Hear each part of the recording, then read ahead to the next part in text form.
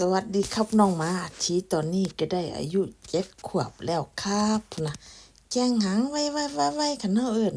เข้ามาบ้านเร็วๆเข้ามาในบ้านเลยมาซอยแม่ซอยยายหาเกิบให้ยายนะเรียนหาเกิบคาบเกิบให้นะมันว่ามันซอยได้นะหมาชอบคาบเกิบคาบของเล่นคาบนั่นคาบนี่นั่นนะเอาเกือบยาย มัน มา ว่ามันซอยเฮา เท้ายายมา เอาเกิบย้ายไปครอบครองไว้แล้วนั่นเอาเกิบไปครอบครองไว้บ่ให้ย้ายไปไสนั่นนะ